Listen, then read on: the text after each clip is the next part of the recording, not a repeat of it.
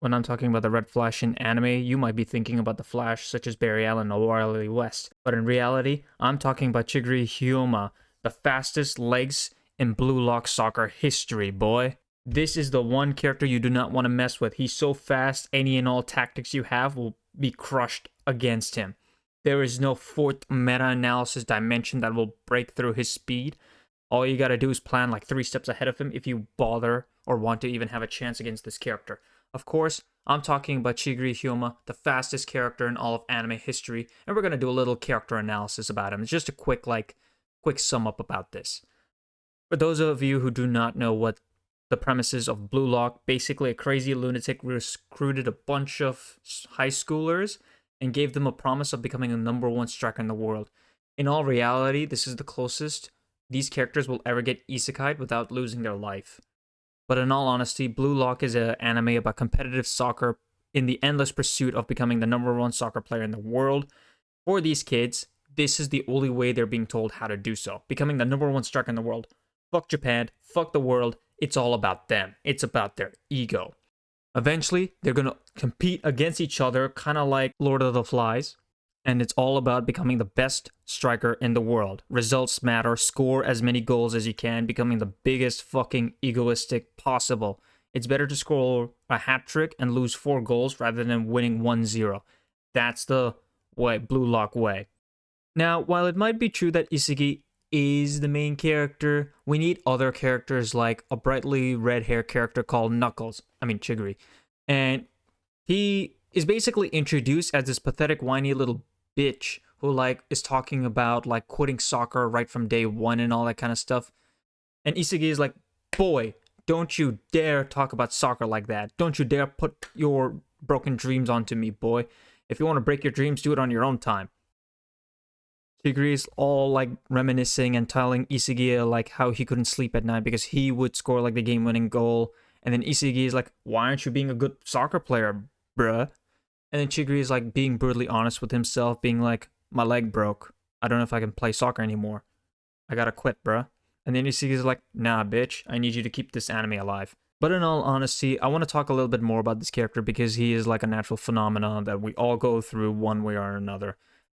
I mean, just by breaking this one little small shell, he exploded and became an unbelievable staple on the series and a force of nature that can't be ignored on the field. He was quite literally one of the top contenders to beat the #1 player in Blue Lock. Without him, it wouldn't have been possible. It's sadly a story that we all go through one way or another, maybe sports or whatever it may be, but I'm getting ahead of myself. Let's talk more specifically about this character. Alright, now let's get back into his backstory when he was a little baby. He was running so fast that he gave Sonic the Hedgehog a run for his money. Even as a wee little lad, he was winning soccer games left and right, being the fastest little shit alive. He would be so fast he would nutmeg you just based on his little size. He could outrun adults at record speeds. I don't know if this is true or not, just go with it. But this little fucker wasn't paying attention to where he was running, and spaghetti-o. His leg snapped like a Kit Kat bar. And of course, the doctor laughed at him mockingly at his face and told him he isn't allowed to play soccer no more, cause his days of soccer are limited again. But Chigiri wasn't going to back down like a little pussy-o. He talked shit to too many bullies on the soccer field, and now he's determined to make a full-on recovery and whoop their sorry asses one more time. But we later find the root cause of his fear, of him being so determined to get back into the game that he was being reminded by the Wanami brothers, almost sounds like crying little pussy brothers, about his broken leg to scare him from playing competitively ever again. And of course, he fell for this hook-like sinker. In my opinion, he deserved this, but in all honesty, he was young and naive. He didn't know any better. He was too scared to do anything too assertive to stand out too much from this point on, such as him not volunteering to voice his weapon to destroy others in soccer when the other Blue Lock players were asking about this. I mean, he still plays soccer, even before Blue Lock, but he was scared stiff like a deer in headlights, being reminded of his glass leg, and he being especially reminded by the Wanami brothers that he can't play ever again. Shame on them, but shame on him for falling for it a second time. But unfortunately, this is the shit we all go through. All they did was exemplify his fear.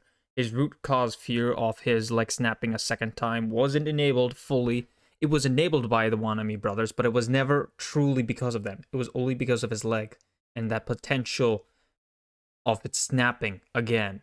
Of course, I'm bringing it up again and again because you're gonna see later on in this show, he explodes like a motherfucking rocket on the field. He's basically a race car when you're racing a bunch of Mario characters. You're playing Mario Kart when Luigi's playing Mario's Mansion. Eventually, Chigiri comes to Blue Lock and meets the Z team and plays soccer with them, but he only plays in a defensive manner.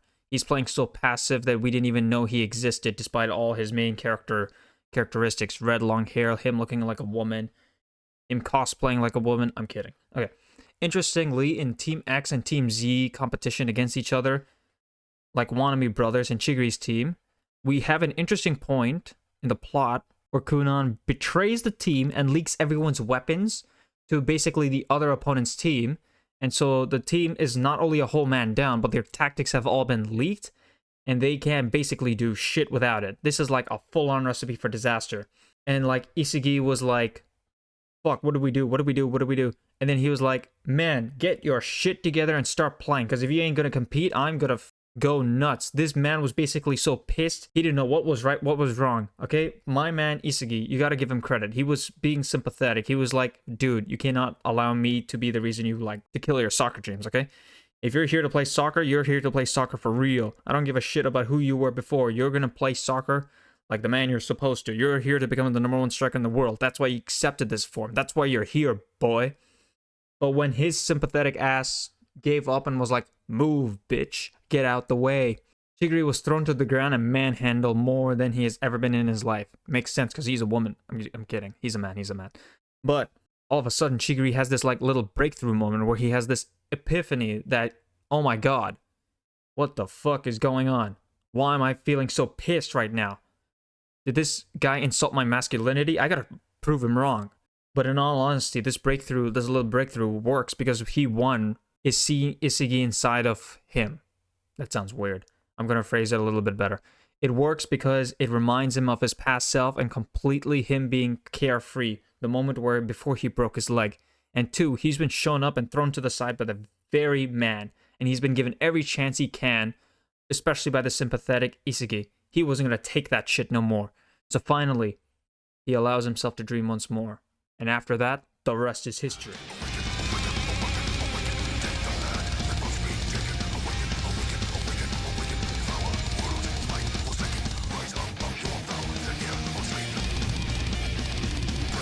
Post-edit shock here. Sorry if my voice sounds like a turbo can or like a piece of shit in a trash can. But basically, I just realized something. Chigiri's story was meant to be the complete opposite of Kunigami's story, where Kunigami was the one giving advice, while Chigiri is the one who needs advice and a little bit of therapy. While Kunigami is the one giving therapy out like it's handouts, basically because Chigiri gave him... Isugi gave Kunigami the assist for Kunigami's goal. It's Isugi who gives Chigiri also the assist for his goal, but it's basically more or less a motivational sort of thing because they were in a pinch. More or less the same. Kunigami and Chigiri are very similar in a lot of regards. Kunigami has the power, Chigiri has the speed, but clearly one is better than the other, as you can tell by the title of this video. But I wanted to point that out, as this was one key difference that stuck out to me, and it hasn't left me since, because of the narrative comparisons and how like everything was being drawn together, and how Chigiri was like the better option of the two of them.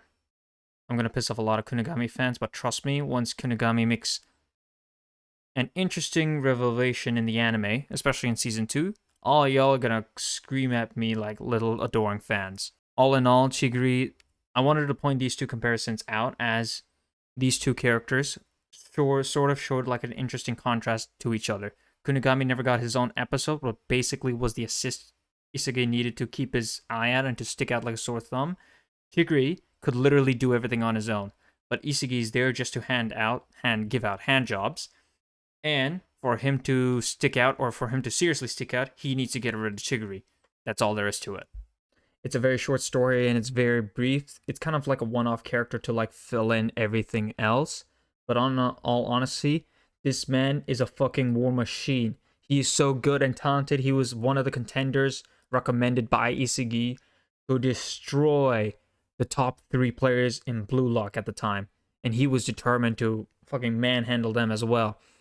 But honestly, in my concluding thoughts, especially with Team X versus Team Z in like the first selection, I see a fucking major ass glory plot hole the size of a black hole just staring at me in the face. The Wanami brothers, not knowing Chigiri can run fast as fuck, boy. They didn't even bother telling Kuon about it, nor did they make a plan about it. And that's on both of them. And I was wondering like why they didn't even consider this shit. But one thing I will give the show props on is that Chigiri's outburst and him running last minute would have been completely counterintuitive or like a huge counterplay to any plan that they could have made.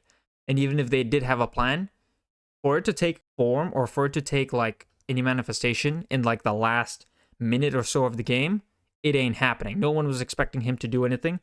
And Chigiri can literally run faster than any plan you can make. Unless your name is Rin or Isagi, ain't no way you beating Chigiri. That's all I have to say. Thanks for watching. Bye. When I'm talking about the red flash, fuck. When I'm talking about the fuck.